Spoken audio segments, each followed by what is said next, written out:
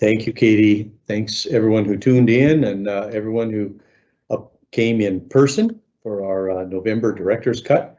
So we're talking about September oil and gas production numbers, and we'll start with oil. Good news is it was up slightly, about 0.5%, which puts it a little more than 1% above revenue forecast. So that's a big positive for all the folks that watch the account balances and are concerned about state revenues. New Mexico's numbers down a little bit from last month, so it's kind of back to a bit of a horse race. North Dakota's at a little over 113 or 1.113 million barrels a day, and New Mexico's at 1.12. So it's very close, and we'll just see how that all plays out. Another comment when we get to rig count. Oil price is very, very strong. September price, North Dakota realized price, $66 a barrel. Today, our estimate is that we're at $78 a barrel for North Dakota prices. So that September price puts us 32% above revenue forecast. So we were up 1% on forecast on production numbers, up 32% on oil price numbers. Natural gas, again, very strong. We tipped back over 3 BCF a day. So we're getting back into that really high rate territory. And I think it's important to point out natural gas production was up almost 2%. So it was up 3.5 times what the oil rate was. So we're back into that mode where natural gas is growing much more rapidly than oil. And that, if anything, is going to be our constraint going forward. So you saw what the legislature did last week with trying to come up with another natural gas outlet, or not exactly an export, but an intrastate pipeline to help put some of this gas to value-added use in the state of North Dakota. Strong supporter of that project. It's really good. On the permitting front, kind of concerned about only 37 drilling permits in October.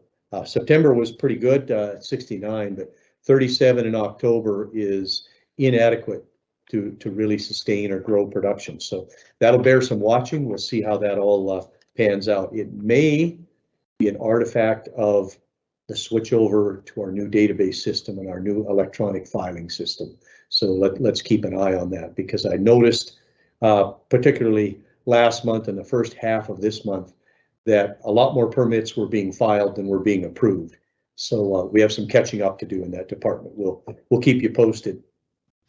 Rig count today, up again, the best since the pandemic at 34. So that's showing some really solid growth there. New Mexico's at 81. So when we talk about that horse race, they're well ahead in the rig count, but their rig count is actually down over the last week or 10 days. And I think I want to point out at this point that Energy Information Agency tracks the oil production that results from a drilling rig in the various basins. And a drilling rig in the Bakken has double the productivity in terms of daily oil production of a drilling rig in New Mexico. So we don't have to get to 81 drilling rigs. We have to get to 50, and then we'll start to gain on them again. So we'll just keep track of that, and we'll watch that number. Completions, not fantastic, but at 41, we're pretty much right on the revenue forecast. Revenue forecast called for 40 a month, and we hit 41. So that's fairly positive news. A new all-time high in terms of active well count. We continue to lose ground on the conventional or the legacy wells, and that's a concern as we move forward into a world where we want to store carbon and we want to use it for enhanced oil recovery. Those are the wells that are going to be the first target for that. So we're trying to be very strategic about how we approach those wells, and talk a little bit at the end about the Regrow Act and the CARES Act. So OPEC decided to stick with their 400,000 barrel a day month-to-month increases going forward, even though they were asked to do more in November. They didn't. They met in November and said, no, we're sticking to our plan. And I need to point out that I think it was in October, it may have been September, but they had planned to increase their production 400,000 barrels a day, and they were only able to achieve 220. So there may be some issues there with even being able to increase the 400,000 barrels a day on a month-to-month basis. Now we'll watch that and see what that does going forward. A single month is not a trend, but I think it's maybe a little bit of a warning flag that the worldwide inventory or worldwide excess production, it may not be as high as what IEA has been counting. They figured that we came out of the pandemic with almost 6 million barrels a day of surplus productive capacity. That may not quite all be there, so that'll bear watching. U.S. crude stocks are really low. They are at the very bottom of the 5-year average, and so inventory. It's interesting to see what it looked like just a little over a year ago when we were blowing out the top in terms of the 5-year average for U.S. crude oil inventories. We're now blowing out the bottom. So that's just how volatile this thing can be, which really means prices are going to stay pretty high through the winter. Unless some big surprise comes out of OPEC, prices look strong through the winter, and we're not going to see relief in gasoline prices or diesel prices. Sorry, consumers, but the play is kind of in. It's been called, and likewise on the natural gas front. When we look at natural gas prices, they're very, very strong, and we're still about 3% below the 5-year average in terms of natural gas storage. So we're now into the period when we start to pull gas out of storage instead of putting gas in storage. So that's not going to get better. Good news on the gas capture front, back up to 94%, and strong, and that's really great when you look at producing over 3 BCF a day to be capturing 94%. We want to do better, and I'll put that caution out there again. October was a tough month. We had at least 3 weeks of downtime on Northern Border Pipeline where capacity was severely reduced, 250 to 300 million a day, 3 separate weeks. So October could be a downer, basically, in terms of not meeting our gas capture goal. We'll watch and see. Every field is performing really well, except for, and I've highlighted it there, it's time to start calling names, Big Bend Field. That is our problem. And you're saying, where is Big Bend? Well, Big Bend is on the east edge of Lake Sakakawea as it turns south, coming out of Fort Berthold Reservation and heads towards Garrison Dam. And so that area over there on the eastern shore in McLean County, inadequate gas gathering infrastructure was built, and it's never been upsized. So if somebody is looking for a place to make investment in gas capture, there's a real opportunity for them, and that is the field and the area that's pulling the Fort Berthold fee land down below. Is the only place where we're not meeting the gas capture goals is over in that area. So we could really use some infrastructure build out over there, but I know people are a little hesitant to make capital investments because the drilling has been slow over there. A lot of that has to do with the U.S. Army Corps of Engineers had to finish their surface management lease evaluation before any of the leases, BLM or federal leases in Van Hook Arm could be leased. And they finished that last June. And then we had the postponement of lease sales, and on it goes. So there may be some hesitancy to make significant investments in gas capture over there. But speaking also to our stranded gas people and the new legislation and the tax incentives for flare mitigation is a great place to look for customers. All right, because we're going to be pushing those people hard to get their gas capture numbers up.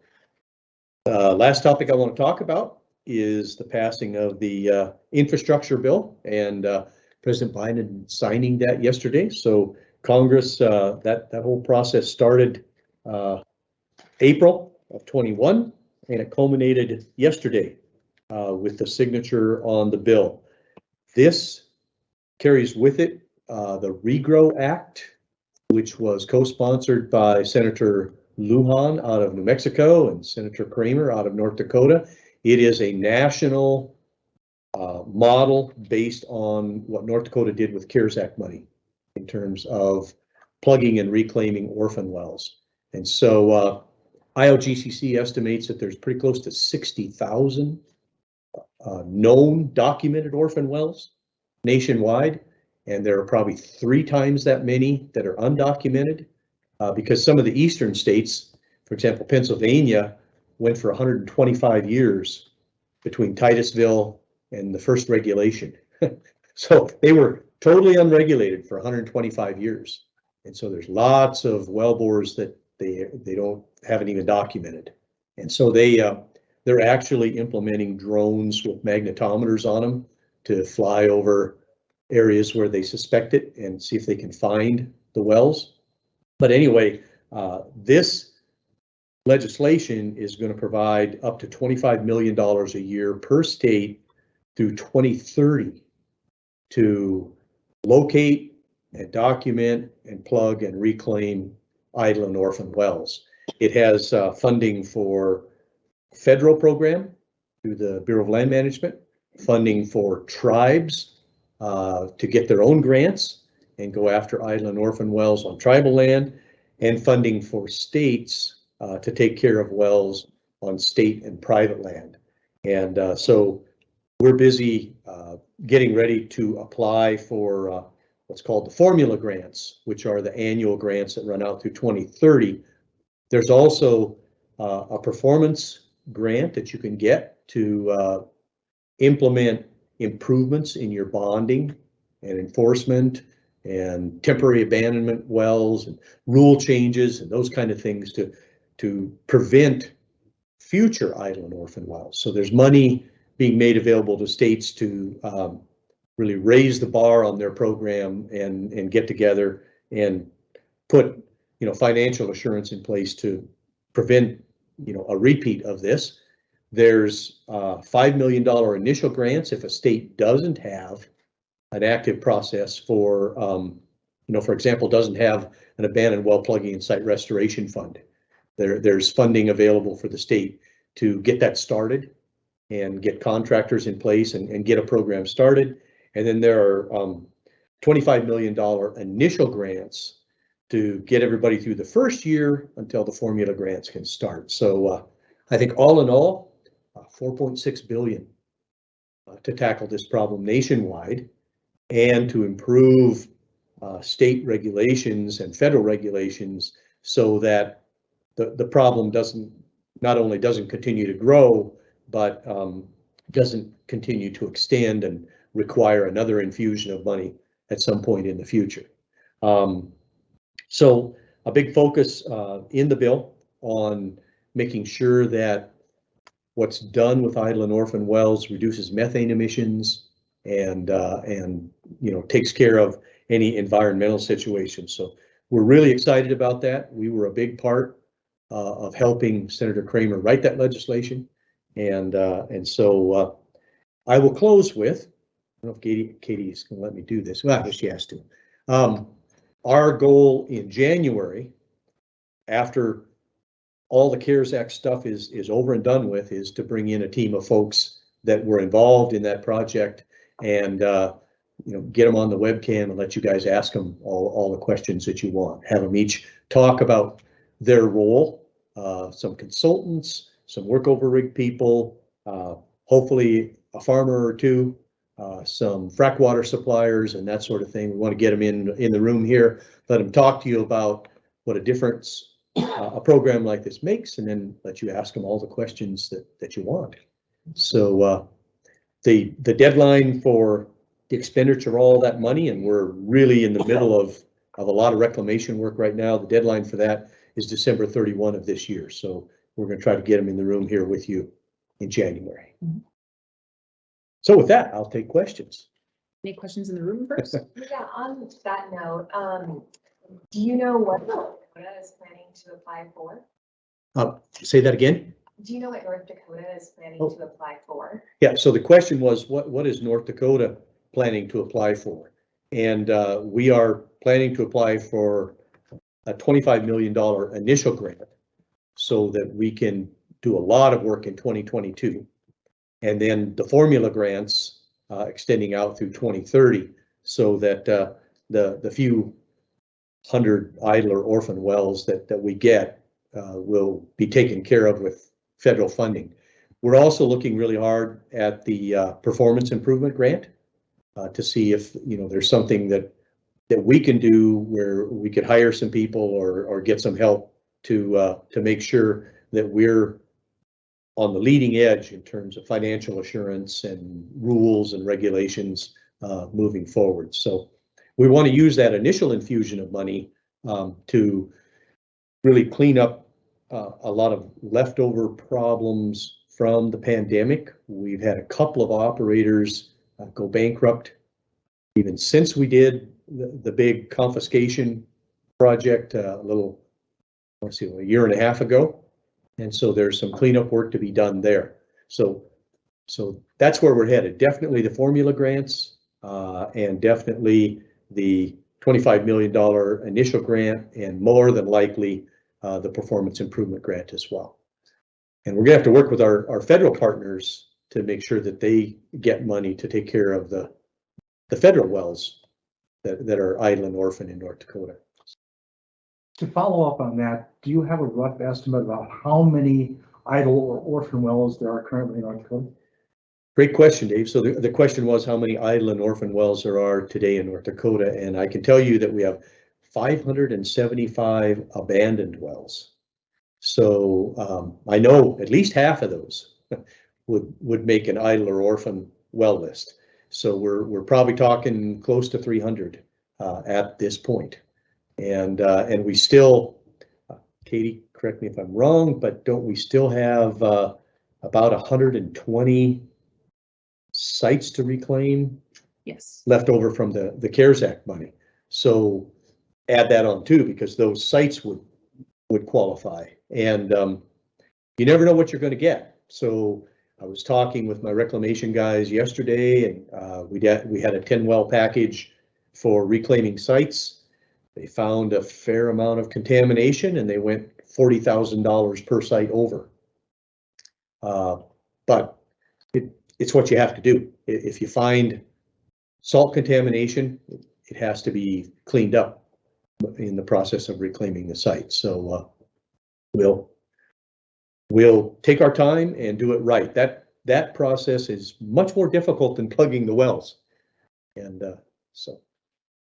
On that note, I'm guessing you probably had some time now to review the Northwest Landowners Association report that they put out. Are there any lessons learned from kind of the conclusions that they drew that you would be applying to any future work in North Dakota? So the question was the Northwest Landowners press release and any lessons learned. We pretty much had already incorporated everything that they had to say into our plans for the Regrow Act. Nothing really comes to mind except that I think their report and their press release would be a real motivation to apply for the performance improvement grant and to be involved in that process.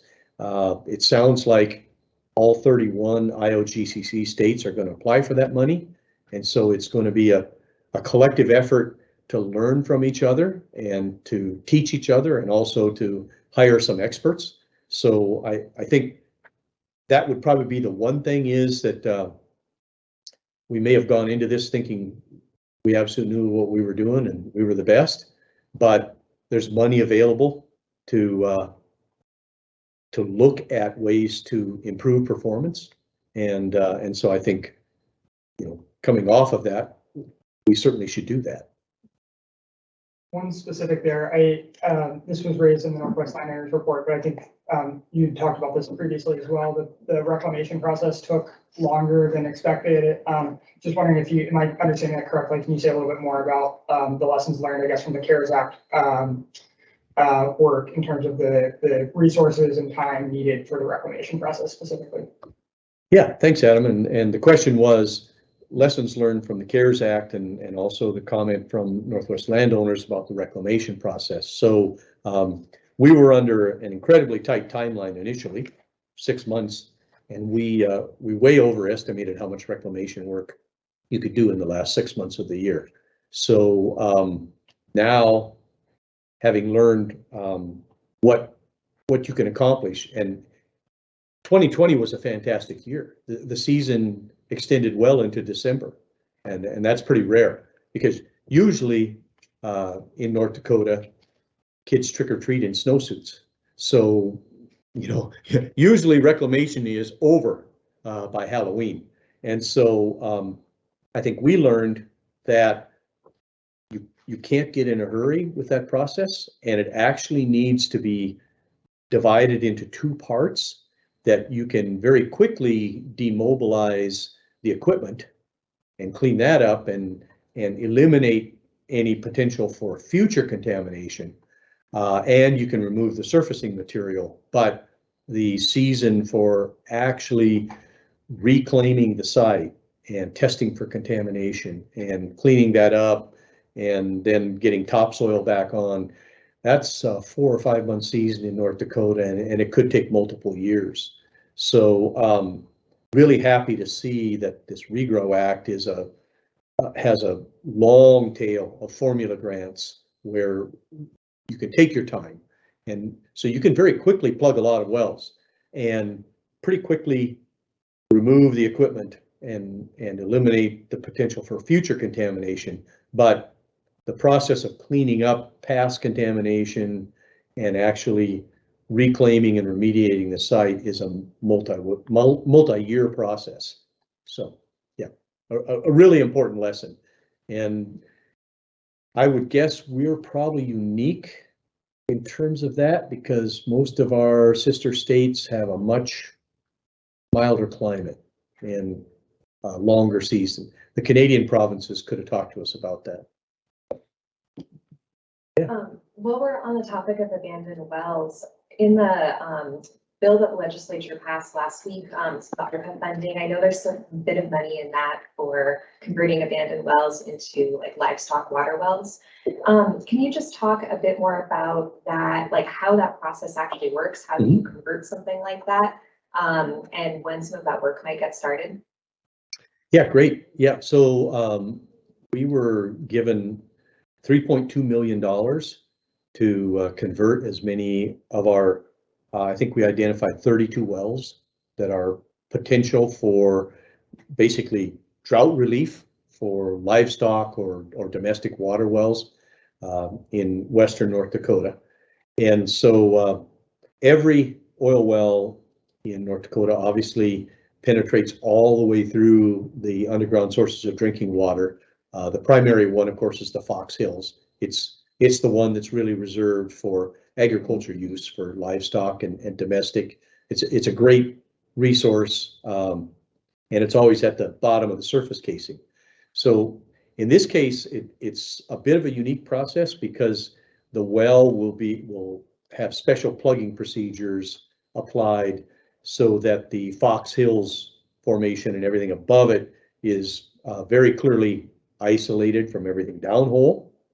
And then the production casing has to be cut off and pulled so that you can actually perforate through the surface casing, which is that first string of casing in cement, and get communication with the Fox Hills formation.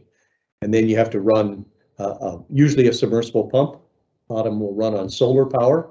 So in some areas, the Fox Hills is artesian. It comes way up in the wellbore, so a solar pump is enough to pump it for water or for livestock water supply. Still have to remove all the production equipment and flush all the flow lines and remove at least the bulk of the surface material so that you can check for contamination. And the site doesn't get recontoured and doesn't have topsoil put back on it, but pretty much everything else has to be done. And so it's a modified process. It's similar, but it's very much modified. And so we've identified 32 wells that run all the way from Bowman County to McKenzie County that are in grazing areas. So who ends up with the well? Either the surface owner or the grazing association ends up owning and operating the well. But we're very careful about the plugging procedures, and there's a special set of procedures to get the well ready for a water well driller to come in and install the livestock pump. Has it ever happened before in North Dakota that an oil well has been converted to use for water like this? So it rarely happened in the past, but through the CARES Act project, we actually did 5 of them. And those were all on Forest Service land and ended up belonging to grazing associations. And so that was a huge hit with those guys, especially as dry as it was this last summer. So it really, sparked the idea that why not look at all the idle and orphan wells in North Dakota, and before you plug one, check to see if it has enough surface casing and if it's in an area where it could service a private rancher or a grazing association. Obviously, grazing associations are our first pick. But Is that, am I understanding correctly that this would be a somewhat easier or less cost-intensive process than fully reclaiming a well? And I guess dovetailing to that, I'm wondering, if this is a successful program from the ARPA money, do you see this being maybe a replicable strategy going forward, even with the Regrow Act money for reclaiming more wells for water wells rather than just full reclamation? yeah, so good question. The question was, how does the cost of that process compare to just a standard plug and reclamation? And then is this something that might carry over into regrow? And so I answered the last one first. Yes, absolutely. I mean, it's a great process, and we've talked with some of the other states about it. Some of them have areas where they irrigate. They have irrigation wells, and so they're looking at it for those prospects. In terms of a total average plugging and reclamation is going to run about $260,000, and we can do one of these for about $200,000. So it's actually less expensive than completely, wiping out the well and the location. And the nice thing about them is they have an access road. They have a nice flat well pad there, so you can set up a water tank, and it's a great place for not just livestock but wildlife to come in and find water during a drought. So yeah, it's not only cheaper, but it's great for the environment and for the livestock producers. So we do think it needs to be one of the things that you look at when you're doing formula grant work going forward. It ought to be one of the things on the checklist. Is this a well that might be utilized for livestock or domestic water? One just big picture question on all this, given the Regrow Act money coming in. Can you talk at all about what the impact of federal funding over the last year and a half, 2 years has been for addressing this problem in North Dakota? Has this allowed the state to tackle sort of a longstanding problem in a way that it wouldn't otherwise have? Yeah, another great question. So the federal funding, has it freed up state money to work on other things? And that, no question about it, the answer is yes. So we, in the absence of the federal funding and the federal funding going forward, we would completely deplete the state abandoned well plugging and site restoration fund dealing with idle and orphan wells. But this frees up about $5 million a year to work on the 1960s and 70s legacy brine pond situation that we inherited from the 60s and 70s in Burke, Renville, and Bottineau counties. So now we'll be able to take that state money and apply it to that legacy situation and deal with that over the next 5 to 7 years instead of having to wait until idle and orphan wells were all taken care of. And it also helps in terms of, moving forward and getting things dealt with before you have to go into some kind of civil litigation for cost recovery and all that sort of thing. Doesn't mean you're not going to, it just means you've got the money up front. It's front end funded, and you can deal with the well or the problem or the situation and then worry about cost recovery later. So. I got one last quick question on that. Just regarding the converting the abandoned wells into water wells. I know you said you'd identified 32 wells. Am I correct though that it's just 16 that are probably going to get done with the money approved by the legislature? Yep, you are correct. So the question was, we've identified 32. How many can we get done with 3.2 million? And you're right, about half of them. And of course, we prioritized them. There may be some that we think are a priority one that turns out the Grazing Association doesn't want that one, but they want the priority 3 well. So we'll shift them around. So I guess it's a bit nice that we have twice as many wells as we have money, and that we can be very flexible. And then we'll think about the rest of them as the regrow money starts to come in. I'm going to shift for a second to a few questions that have come in on production online. Okay. What's the general outlook for oil output going forward? Do we see October numbers improving or slowing down, or kind of what do we see for the remainder of the year? So for the remainder of the year, we think slow growth. I mean, our operators have been telling us, hey, it's 1 to 2% per year growth through this year. There is a lot of interest in next year and a lot of talk about increased budgets for next year. So we're very hopeful that we'll double that growth rate. But I can't make what do I want to say? Can't make a silk purse out of a sow's here. We've actually had a couple of our major operators go and purchase assets in the Permian and shift a significant amount of their focus to the Permian. So that would indicate, we're not going to see the kind of rapid growth that we saw in 17, 18, 19. We're maybe looking at 5 or 6%, and like 1 or 2% through the rest of the year. And speaking of the Permian, somebody asks why are drilling rigs in the Bakken more productive than rigs in New Mexico? Can you kind of elaborate on some of those factors that, or the comparison, I guess, between the drilling rig count and the two? Okay, yeah, there's a couple of factors here that make, in my opinion, the drilling rigs twice as productive in the Bakken as they are in New Mexico. Number one, I guess, would be the fact that New Mexico is at the far northern end of the Delaware Basin, so it doesn't have all of the sands and shales that the Texas portion of the Delaware Basin does. They typically have significantly more water production, and so they would be more like our tier 2 wells. And then the one thing that we really don't understand yet is why when you drill a child well in the Bakken, it makes the parent well better. If you get frac interference, the parent wells actually improve with child wells, whereas in the Permian, it goes the other direction.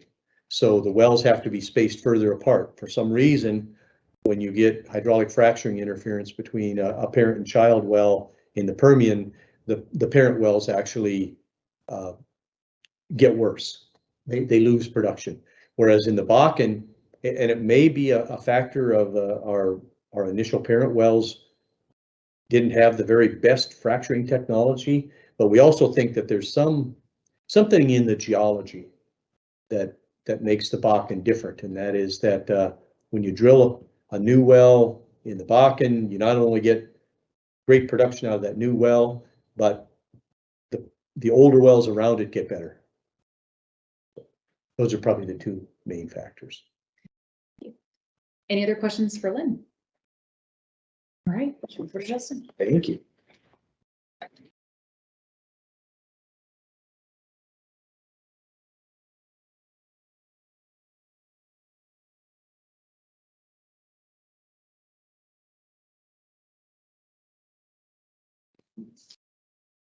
You're good? Yep. Okay, perfect. Well, good afternoon, everyone. Justin Crankstead, Director of the North Dakota Pipeline Authority. Taking a look at production from our neighboring states. Very slight growth in eastern Montana. They're still operating with one drilling rig over on that side of the Williston Basin. 0 active rigs continuing in the South Dakota portion of the Williston Basin. So we're continuing to see their production stay sub 3,000 barrels per day. So unless we start to see an uptick in activity in those two areas, we're going to continue to see production stagnant or to declining in our neighboring parts of the basin. Lynn touched on slide 3 here. Again, that gas oil ratio, I may start including a graphic of that, but again, here in the month of September, we saw it march up again. It was about 3.7 was that ratio between MCF of gas for every barrel of oil produced. So that is the highest that we've seen, and we expect that number to continue to trend upwards here above 4 in the coming decades.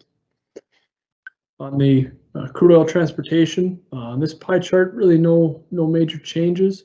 Again, we've very stagnant oil production. The market conditions were very stable, and so as expected, we did not see really any major movements August to September when it comes to crude oil movements. Again, the market still looking at that sub $3, I believe it's even maybe sub $2 range right now, that Brent WTI spread. And so those economics for crude by rail out of the basin continue to be challenged. So you'll see here in a moment on slide 6 what those barrels movement is. So we're continuing to see right around 160,000, give or take, 1,000 barrels per day of crude by rail leaving North Dakota, heading primarily to the West Coast. About 70% of all North Dakota's oil in August was headed that direction. Over the long term, I think that's going to continue to be the preferred destination. Again, it's a direct one carrier route out of the basin. The economics have continued to be strong there because, again, those barrels are competing with waterborne deliveries from either Alaska or other overseas sources. So they are able to make that continue to work and stay competitive.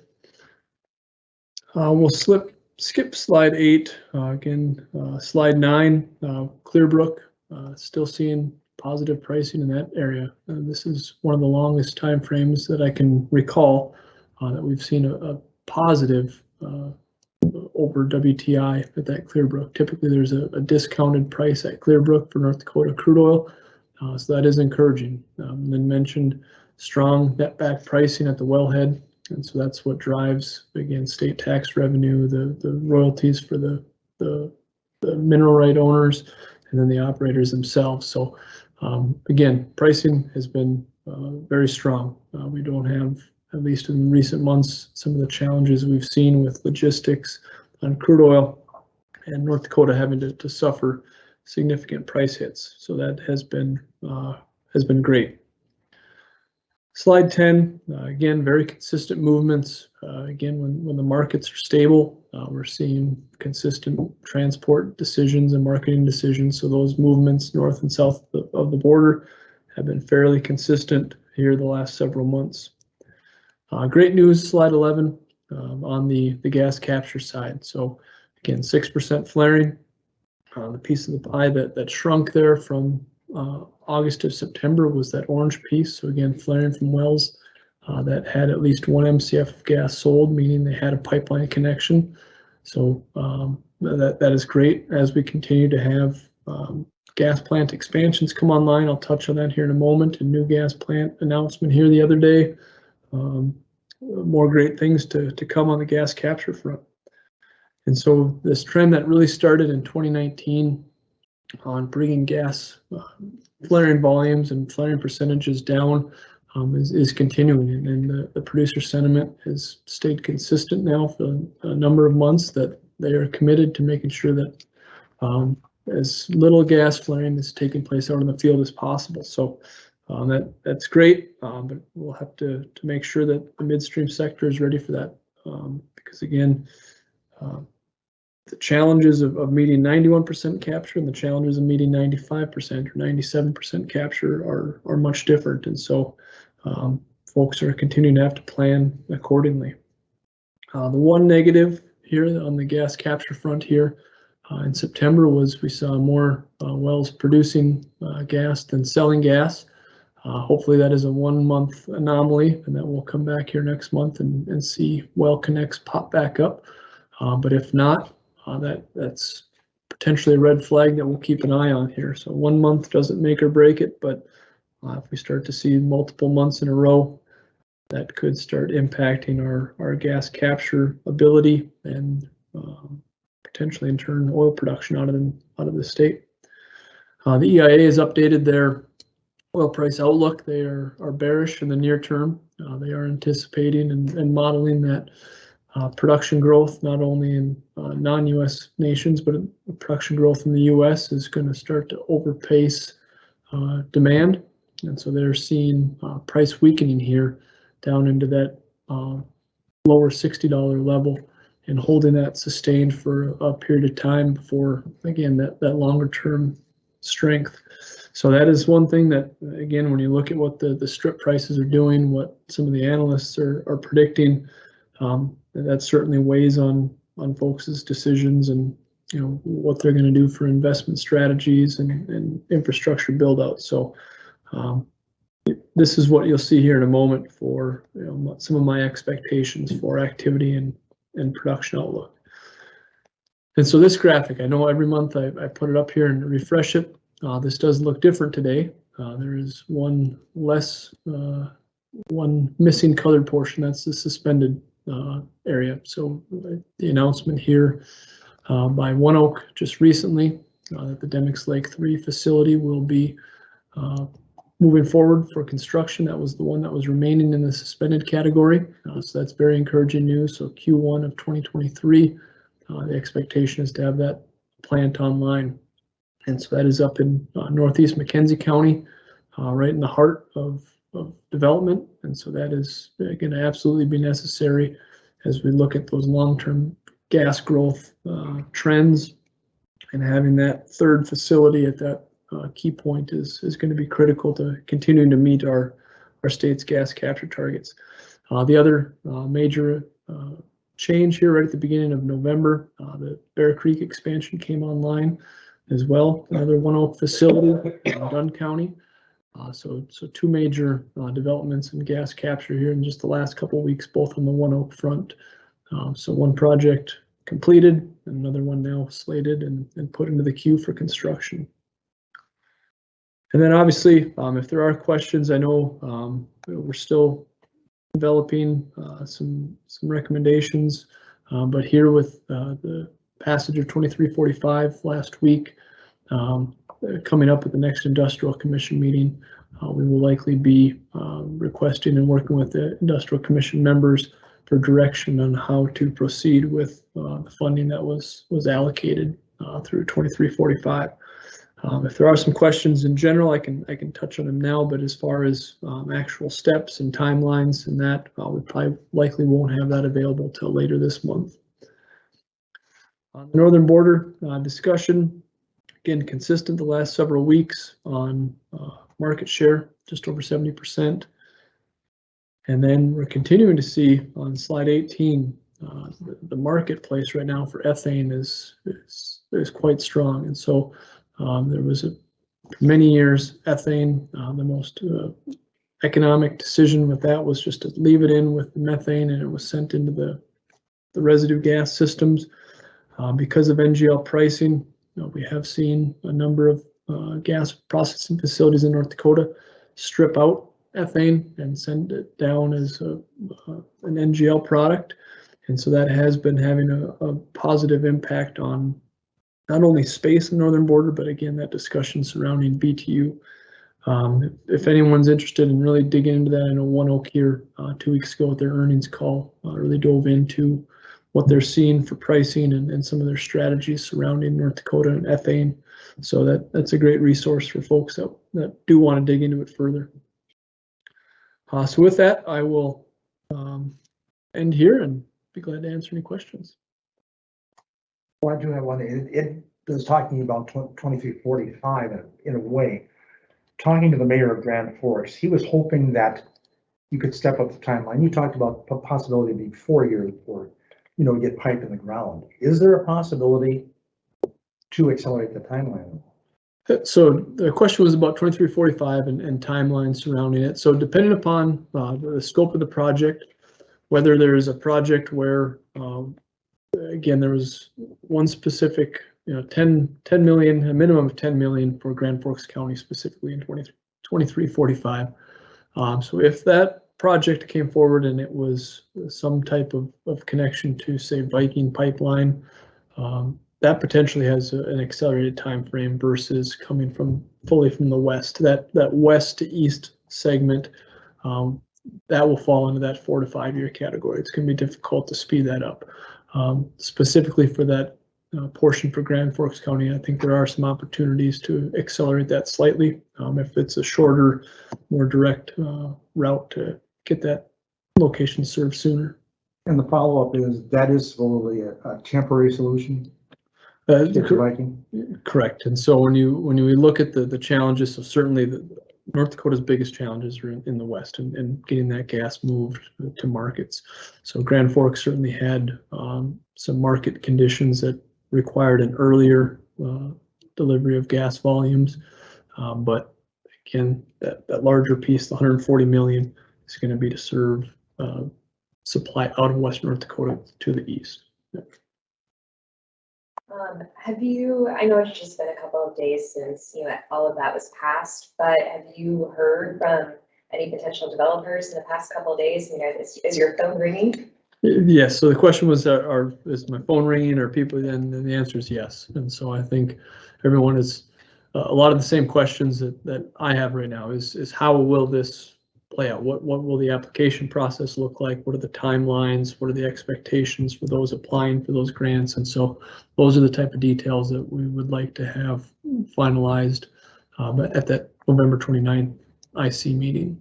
So, but yes, certainly there's a tremendous amount of interest for not only that Grand Forks portion, but then the larger scale project west to east.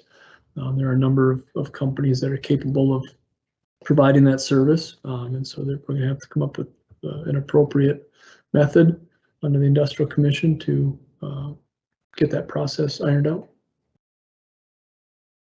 Am I understanding correctly or have they said in those sort of follow-up conversations what they're looking for come 2023 session as far as, I guess, furthering the state commitment to the project?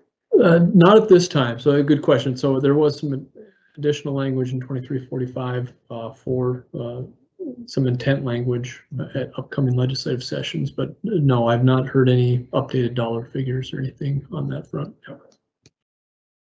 Do you have any updates on Dakota Access and the expansion? And is there a significant uptick in more oil going through it now that its capacity is expanded? I know on their last quarterly call, they didn't have much of an update other than, well, production still isn't great in North Dakota, so, it might be a while. Yeah. So the question was about Dakota Access and their expansion that took place in August. And so it's my understanding that we have seen, again, if you look at the percentages and everything, very consistent with pipeline flows, but we have seen some barrels moving off legacy systems onto that Dakota Access, again, because of its ability to get down to the Gulf Coast directly, as well as the contract terms that were necessary in order to get that project completed in the first place. So. Do you all have a feel for how many barrels? I don't. So when we, right now I'm the nameplate capacity I'm using from Apple is 750,000 there. To my knowledge, not really anywhere near that number. They're still working up from that 580, growing into that 750. But until we start to see some substantial growth here in North Dakota, or substantial barrels pulled off of rail, or substantial barrels pulled away from the legacy systems, there's still space for more supply on that line. Are there any other gas processing plants on the drawing board, at least for the next year? So the question was about additional gas processing and kind of the timeline of that. So any announcement now that we see will likely be targeting that 2023 timeframe. So 2022 will be a pretty quiet year for gas processing expansion. There'll be construction work going on and a lot of planning. But 2023 will be really when we start to see some incremental new gas capacity added in the region. I have one other question. I'm actually not sure which of you would be best to address this, but I believe, correct me if I'm wrong, but $90 for 3 months, that's the trigger price for oil taxes in North Dakota, correct? Do you think at any risk of reaching that, given how high prices have been lately? That's a great question. I don't know if I've got it, but I know that the tax department is working on that process. So I think, there is some thought that if OPEC continues to fall short of its 400,000 barrel a day month-to-month increases, that there's potential to hit that trigger and have to go back to the 11.5% oil extraction and production tax. So yeah, there's been conversations with the tax department about preparing for that, especially based on the more recent information coming out of OPEC of not achieving their 400,000 barrel a day month-to-month increases. So again, like I said, 1 month is not a trend, but if we see that happen for 2 or 3 months in a row, then the probability goes way up. Right now, probably less than 50-50 probability. Okay.